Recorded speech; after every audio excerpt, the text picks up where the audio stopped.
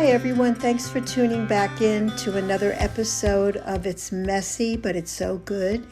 And today, my guest is my friend Kelly Collins.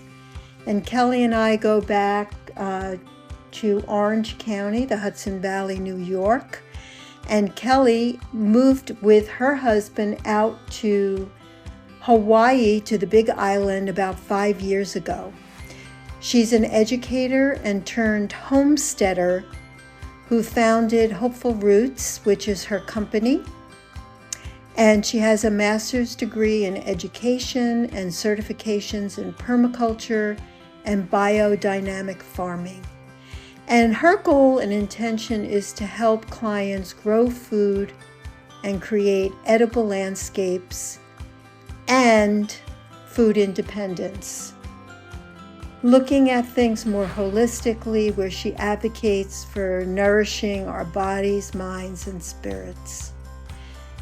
So I know you're going to enjoy this show. Kelly really shared so much vulnerability in the realities of homesteading. It's not perfect, it's messy, but that's okay. It is really so good. So enjoy the show. Welcome everyone to another episode of It's Messy, but It's So Good. And today my lovely guest is Kelly Collins. Welcome, Kelly. Hi, Fran. It's so good to be here with you. Yes, and Kelly and I were friends back at least several years ago in our community in Orange County, and Kelly moved out to Hawaii several years ago, and I'm really looking forward to hearing about everything she's doing. But I just want to mention that Kelly is an educator, and she also has certifications in permaculture and biodynamic farming. And she's going to talk a lot about homesteading, and she has a farm called Hopeful Roots Farm and a business. And she's going to share with us a lot about her passion. What I would love to know, Kelly, is how you got started with this passion. Because I know Hopeful Roots from being in Orange County, but I'd like you to go back in history a little bit to what activated this passion for you. Yeah, thank you. I also want to just plug in that we used to do meditation together, and that's coming back online for me again. It's been quite a break. And I appreciate all those times and thoughtfulness that we got to gather together. And so just wanting to pay homage to that. And thanks for inviting me onto this show. I love what you're doing. The title's so perfect. This is all what we're doing. It's so messy and it's so good. And yeah, so how did I get into Hopeful Roots? Well, it's really kind of funny because it's definitely a spiral journey. I started teaching in a public school. I was a special education teacher at the time. And I just started to notice that all of my students with disabilities had extreme food allergies. And it also just, at the same time, I was starting to notice chronic fatigue. And I did what everybody else would do, which is I went to my doctor and I said, hey, what's going on? Why? I'm 27. There's no reason I should be tired all the time. I got 9 hours of sleep. I was, eating well. What was going on? And his wife was a nutritionist, and she said, let's do a food elimination diet. Let's see what's going on and see if we can isolate an food allergy with you. And this actually started a part of my food journey and my wanting to learn how to grow food independently or just actually find good sources of food. Because I started to learn that a lot of our foods had herbicides or pesticides or were GMO foods. And so I'd gone to the farmers markets locally and I had asked them, okay, well, do you use this? Do you spray this? And a lot of times they would either say they didn't know because they weren't the farmer directly, or they would direct me to the farmer and I would never hear back from them. And what was interesting about that is that I learned actually a lot being in Sustainable Warwick with relationship with farmers and some of the struggles that they were going on. And it's so much it's so intricate, why this interplay of pesticides and herbicides happen. And so it's not like we can have like a blame shame attitude towards why these things are. We all have to come together and empower each other through this. But at the time, I just felt like, oh man, I can't trust anyone. I have to figure out how to grow my own food. And then, I was starting to also just feel that I was in a place in my career where I noticed that the system wasn't going to change, like public school systems weren't going to change from a couple of good teachers or administrators or even state representatives. That was the trajectory that I was on, actually. I was hoping to kind of be in every aspect of the school system and then go to Albany and help reform it. And I just learned that it was society that had to shift. So there was all these kind of parallel things happening at the same time. And basically I just started, telling people what I was looking to learn. I was looking to learn about how to grow my own food. And that actually led me to Peter Lai, who is hosting at the library just an introductory about permaculture. And then I ended up taking a 2-month intensive at the Omega Institute. And that was an amazing program. They heavily subsidized it. We had experts from every area, like water systems and healing the land, and people like the New Alchemists, John Todd, I think Pete Munoz, who actually does structural wastewater healing programs and systems. So he actually is designing architecture in cities. And now this is like, this doesn't seem very wow, but like at the time, this was 2017, and like people weren't really talking about this stuff, and it wasn't really prominent. So I took that course, and then that led me to a 6-month program with permaculture. And then that led me to biodynamic farming, and all the while just trying to integrate this. And then Hopeful Roots really came out of like, there's so many people who are like where I was at, a busy 9-to-5er who just want to know how to grow their food well, and like who want to know what the transparency is in the food system. And so I kind of basically designed a career for me in the past, where I could go to people's properties and I could, because I was an educator, match the learner with the land and kind of design garden systems that would help people grow. And the intention was never that I was going to be a landscaper. The intention was always like, just like I did in education, I would start to teach them intensively, and then I would withdraw myself until they were in a place of confidence and empowerment. So that's still what I'm doing today. Maybe not as like 9-to-5-ish, but and then, one thing that I wanted to say about the spiral of it was when I decided to make this transition to move to Hawaii, a girlfriend of mine and I were going through a big box of artwork that my mom had kept when I was little, and all of it were drawings of plants. And so this love of plants and art and being in nature has always been part of me. It's just interesting that, coming out to Hawaii was like, oh yeah, I get to live what I've been teaching, and I get to put into practice all of these different aspects where was a little bit harder to do that where I was in New York. Yeah. So when it's been about 4 years or 5 years that you're in Hawaii? It'll be 5 years in March. Yeah. And you're on Big Island, correct? We're on the Big Island of Hawaii. We're on a 3-acre homestead, which is too much for a family. I'm just going to say it right now. This was a little bit too much we thought we'd have community here. So we never intended to have this. We took too much on than we could chew.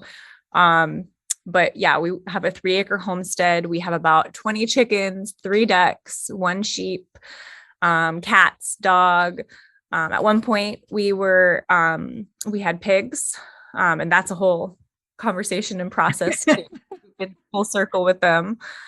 And we're growing a lot of different types of food. The Big Island, almost like the world's food grows here because there's about 10 different climates on this island. So actually one of the things I just added to our services platform for people that are in Hawaii is actually pairing up with them when they're deciding where to move. Because a lot of people will come out here and they want to grow coconuts, and Mountain View, for example, is not really maybe the most ideal climate for growing coconuts. And so there's different places and climates out here. So helping people screen for their gardening goals in that regard. But I tangented a little bit. It's okay. Yeah. What made you choose Hawaii, though, over, let's say, Costa Rica? Or is it because it was in the United States, or whatever other place would be a perfect setting for permaculture?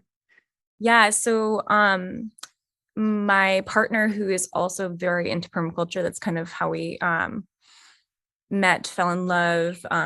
He had already been out to Hawaii where we are. And I had just come from New Zealand, and I was thinking I was going to move and live there. And he was like, no, you really will love Hawaii. They're already doing all the things that you're talking about. And it's just wonderful. It's a wonderful place to be. And it's mixed out here. I would say there's definitely, it's really hard. It's not what you see on vacation to live out here. And also, I want to be honest that it's kind of challenging to have moved out here, knowing that there's a lot of Indigenous families being pushed out. So Hawaii is definitely in transformative times out here. So this is not a call for everyone to come out and move to Hawaii, but we came out here because we could do what we wanted to do as far as the land was concerned and grow food year round and homestead. But it is a really different seasonality and challenge. I remember when I first moved out here, my mom was like, wow, she doesn't have that drive anymore. She's not as ambitious as she was in New York. And I think she was telling my brother this, and he told me, and I go, this is absolutely ridiculous. She used to come back here when we're not in celebration time and like live out here with us and feel what it's like. It's not, relaxed. I'm not in a hammock. I'm literally in a hammock right now because I'm talking to you. I'm not in a hammock most of the time. I'm not, sitting back. There's a lot of work to be done. And she did get to see that, but it's kind of funny. But Hawaii it's a beautiful place to live. It's very, there's been a renaissance since the 1970s with the Hawaiian culture. And so it's just really beautiful to be part of a place where everyone's really connected with, or trying to be connected with their Hawaiian heritage. Yeah. As far as, the messiness, which you have brought up a little bit, little, at least the pig part, like the pigs. Oh, yeah. But for people that, might be interested in doing this homesteading, can you share some of the challenges that have come up and how you might, and, not that they're like totally over, but how you move through them in a way, either through a practice or a tool or a perspective that is really, it gets messy, but it's good. But, you do work towards kind of coming up with some type of resolving of the issue. So those are two separate big questions. So maybe I'll talk about the messiness and then I can talk about insights and tools. Sure. So it was really hard to leave our community in New York, mostly for me, definitely for my husband too. My entire life I'd lived in New York. Yeah. So it was not only like literally a shift in climates and environment, but also just being so far away from family and friends. And then after moving onto the land, I think we bought in December, and then we were pregnant in February. And so motherhood has humbled me so much. As an educator, I really heard back all the narratives of judgment that I had. and like experienced how tough it is just to be pregnant and like trying to do stuff on the land or have little keiki or have little kids and be on the land and homesteading. So I guess one of the things I would say is like, where are you in the transition of your family? If you have really little ones, it's really tough to be building and, building structures or fixing structures. I mean, when we moved here, the two structures had needed a lot of maintenance. The previous owner had stripped a lot of the material because of the lava flow and had another property he was bringing things to, which totally makes sense. But the floors had been rotted out. So like, I remember being pregnant and like having a sledgehammer and like pulling up floors and stuff. And then us actually like laying down the flooring for our now home space. So, and I thought like at the time I was like, wow, we can just do it. I'll just like have my baby strapped to my back and I'll be in the garden. And I did not do that. I had a 51-hour labor. And then she was stuck. She was lateral. So we ended up having to have a C-section. And so I had double recovery. And it took my body a really long time to be able to, have her strapped to my back and garden. Yes. So I think, the thing is also like, are you in a transition? Is this another good time to be doing that? What stage and age are your keiki if you're in a family? What's your health state at? What's your vitality with? And then, figuring out the right siting too, and what you're looking to grow. Fruit trees take a long time to grow. We were very selective with the property that we got. We got mature fruit trees and a variety that were already here. Mm-hmm. So, you want to prioritize what works. And when we got to the land, we weren't looking to care for sheep or pigs. They came with the property. Mm-hmm. And so another challenge of living on a small island is there wasn't cheap or reasonably priced veterinarian care services. Mm. And there's a wild pig population out here. So I came into this pretty much a vegetarian and former vegan. And so the previous property owner said, I can remove them, but I might have to kill them. Oh. And we're like, we don't want to enter into the land with bloodshed. Let's not do it that way. We'll just take care of them. We'll figure it out. Well, we went through 3 different sets of babies. Wow. The wild pig kept busting through the fence anytime our girls were fertile, and they would knock them up. And the first round we kept.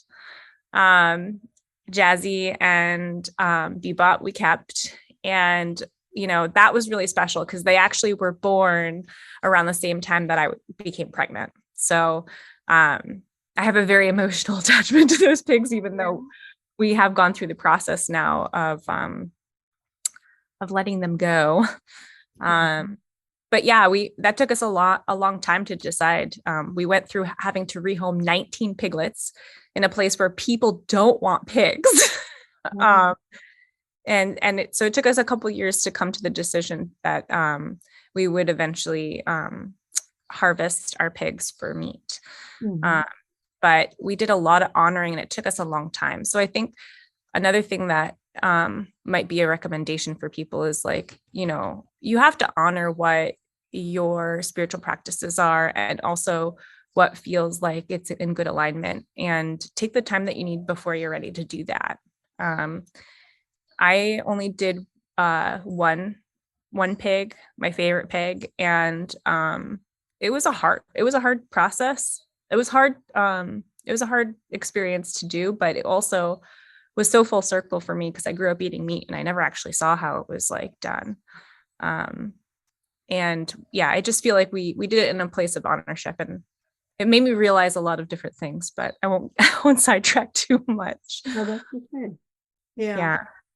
I would also say, trust that the universe has you. We had so many different challenges, even just in our birthing story and our story of coming out here. We came out here during a pandemic. I left New York. I mean, but every step of the way, I just kind of felt like, I couldn't see the step, but I knew that like there was, a step from the universe that had me. And every time a challenge came in, we had people pretty much there to offer some support in some way. So I think that, yeah, if you lead with that, I love everything you're saying. Yeah. I mean, the support, I mean, a lot of your emails and correspondence that, that we had, there was so much, or what I saw, you post in social media was very focused on community and support. So, and that I built, we built, there's definitely people out here that reached out to us and wanted to have community and connection. But I would say that that is the biggest takeaway I learned from moving out in New York is when you're having family, you really need, when you're having your own kids, you need to have, connection and community. We're not meant to be isolated creatures. Not that I was thinking I was going to be like that. I'm not like that, but, there's this element of, we all need each other. We're all interconnected. We all have something to give one another in either our time, presence, or skill set. And that it's so valuable and so needed in this world right now. Oh, yeah, for sure. So as far as some of the things that you offer, I would love if you could share a little bit, because I was reading over some of the things and I was like, wow. I think it's brilliant, the real estate consultation for people who are interested, when they come to Hawaii, or people who live in Hawaii, who are looking to buy so that they can make food, forest and gardening dreams a reality. I love that. So if you want to just share a little bit about your business, and so people can reach out to you if they're interested, and Absolutely. Yeah. So one thing I want to say is you don't have to be in Hawaii for me to support you or for our group to support you. A couple of years back, I started a remote program. So I actually do offer remote consultation, design, and install worldwide. So if you want support with where you are on your property, we sit down, we have a consultation, but it's just, either through Zoom or some other virtual media. We figure out your gardening goals, and then we go from there. And everything is kind of a la carte because there's different types of learners out there. So there's some people who really want me to just sit down and help them focus their goals a little bit and set priorities with them. And then there's others who really want to see that design of those goals really put onto paper and actualized. And then there's people who are like, I really don't feel confident yet. Can we do this together? And so we do installation. And so what that might look like virtually, though, is again, and it was really great. The client that I worked with this program, this remote program, she's doing so much now. We had a follow-up, and her confidence is so much higher. She's planting so many native pollinators, and she's expanded past her own garden. So, and that's ultimately the goal, is to build awareness for where you are in your ecosystem, because you're a part of your ecosystem. So we start with the food that goes in your mouth, and then we expand past that. Other services that we offer besides design, consultation, and install, we're going to be hosting a permaculture retreat in 2025, and that's going to be here in Hawaii. And then, on site, if you come to visit Hopeful Roots Farm, we're going to be hosting workshops here. We're taking on work traders, and we have permaculture vacation stays. And you can learn about homesteading here. And then I just started syncing up with a wonderful friend. And actually, she was my doula, but Andrea Gonzalez. And she's been running these spiritual circles called Chrysalis Girls, where girls are coming into age, coming into womanhood. And so we're going to be doing that sort of work in September and October. And I know that she actually has a leadership training coming up specifically for anybody else who also wants to be a facilitator. we've kind of lost that sacredness of showing and ushering our children into adulthood, into understanding their bodies. And she weaves together a beautiful program that's not just talking about our bodies, but also talking about that our minds and our hearts kind of shift at that time too, and how to empower young women and young men to go through that season of their life. Yeah, it's amazing. Yeah. I'm back to doing meditation and poetry groups and stuff, and maybe one day I'll have enough time to sit down and write a book, but that's plenty for now, I think. Yeah, I think that certainly is. As far as I always ask all my guests this question, what is the greatest gift that you have received from, you had hopeful roots and then you came over to Hawaii and you're homesteading?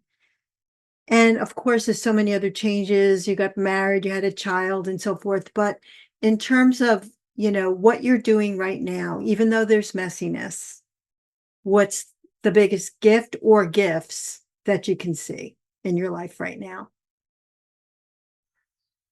I think the biggest gift is time. And I want to mention that all those things I'm doing, I am not actively doing them every week. I am really trying to cultivate a life that's simple. I'm really trying to carve out time throughout the week that's mainly with my daughter and my family. And so while I have these things, brewing, I'm not taking on 10 clients in a month. I'm taking a pace that I can handle, and also a pace that feels like, I'm able to be present for this time with my family. I think that's just so huge. Unfortunately, our society is kind of set up to be in this rhythm that I know for me is not natural. And I think for maybe others, they resonate with that. It's not natural. And so I think part of doing this work is being back in that rhythm, like being closer to the rhythm of pausing, taking breaks. I mean, there's just so much in life you can't control. So you might as well take the time you can to enjoy it. And the trade-off for me looks like I don't have a lavish life. I don't have the prettiest things like I did in New York or a designer home. But I don't care because I have time with my family every week. Yes. And not like my daughter probably goes to some kind of schooling program without me 8 hours a week max. Rest of the time she's home with us. And my husband and I, we try to make it so that neither of us are working 5 days a week. Right. And that's hard. That is not easy. And we live in the most expensive state. It's really hard to manage that with a homestead. But I think it's really valuable time with your family, time with the people that you care about, like sitting in that. Yeah, definitely. And being in this beautiful place that you live in too definitely helps. Just that energy that you're around every day. And the animals too, minus the pigs, but but just the knowing that you made this choice, and even though it gets messy, it's so good. But it's just like living more authentically, right, to your values and the energy and your family. So yeah. And this isn't for everyone. Right. Believe me, there's people that come out here to visit either through our Airbnb or family. My mother-in-law lived with us for a year. And so we tried that intergenerational dynamic too. And it's just not for everybody to live like this. And that's okay. Like, this is not an endorsement to run away to a farm if it doesn't feel like that's what you want to do. It's not necessarily, it's been painted to be this beautiful dream, and it's a lot of work. It's a lot of work every day. So, and not that other careers are not, it's just really different.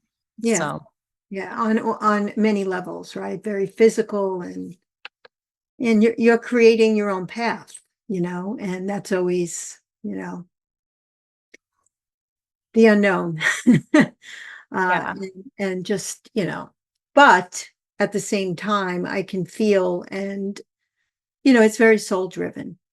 And I think when things are soul driven, we tend to be more committed to doing them, because it lights us up, it brings us joy, even with all the hard elements, So, and how can people reach you and your company? Yeah. So we have a website. It's hopefulroots.com, or by email, hopefulrootsllc@gmail.com. Or you can find us on Instagram, Hopeful Roots, and on Facebook, Hopeful Roots. We're out there. I don't post on Instagram or social media very often. I'm gonna get back into that habit again, but while I really appreciate sharing pictures and experiences with people, I also think that privacy has become underrated. And it's important for me to feel like I have some privacy in my life. So yeah, we will be sharing more educational content on Instagram and on Facebook. But yeah, we try to enjoy our privacy too. Especially right when you have workshops and things that you are wanting to get out there. So anything else that you want to share before we end for today? And by the way, I will put all of your contact information in the show notes so people can click down and contact you. Anything else you'd like to share, Kelly? Yeah. I know this is going to sound strange, but I think that it's really important to lead with vulnerability. I think that a lot of times we need to have those moments of being humble and being revealed.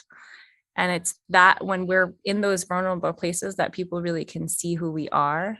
And then that spark is started. There's so many places in my life that I feel like I've got to from admitting what I was lacking. And I think that it's an odd thing for people to lead with vulnerability, but it is that it's a strength to be able to say, hey, I'm having a tough time. Anybody else out there having a tough time? So both in having a family or having a business or, the work you do in the world, we're all just trying to figure it out. And those failures are what make up eventually to success. Absolutely. I agree with you 100%. Well, thank you so much, Kelly. It's so good to reconnect with you and having you on. And of course, everyone reach out to Kelly. And even if you have questions, I'm sure she'd be more than happy to just answer any questions. Thank you so much, Kelly. Thanks for having me on, Fran. It's so good to see you. You too. Take care. Bye-bye. Bye. Thank you so much, Kelly, for sharing your passion and your journey out there in Hawaii and where you've been, where you came from, and where you are now. And some of the podcast highlights included Kelly's discussion on how she shifted from special education to permaculture, how homesteading in Hawaii really, the nitty-gritty of it, the challenges of establishing a 3-acre homestead with her husband and her daughter on Hawaii's Big Island, and how she really balances family life. And I love the way Kelly really shared candidly some of the unexpected difficulties of homesteading and how important it is for community support and to embrace imperfection, which we're all about here on It's Messy, but It's So Good. And of course, some of the services that Kelly and her husband offer at their farm, Hopeful Roots Farm. They offer remote permaculture services, educational programs, and plans for a 2025 retreat focusing on sustainable living. I really love the way Kelly highlighted the value of her family time and how they embrace the natural rhythms and also embracing vulnerability in a sustainable lifestyle. So if you'd like to reach out to Kelly, you can reach her at hopefulroots.com, on Instagram at Hopeful Roots, and Facebook at Hopeful Roots. And her Gmail address is hopefulrootsllc@gmail.com.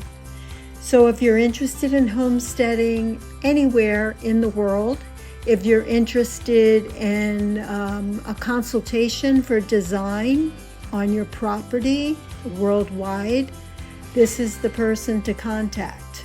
Okay, so check out the show notes again for all the contact information. So thank you again, Kelly, so much for sharing your passion and your journey, and it was so good to reconnect with you. And thank you to all the listeners that keep tuning in. And I want to add that if you enjoyed this episode, please share it with a friend or a family member or someone that you think will enjoy the podcast and the interview. And if you can, please give us a review so we can grow out there in the podcast world. So thanks again, Kelly, and thank you to all our listeners, and we'll see you next time.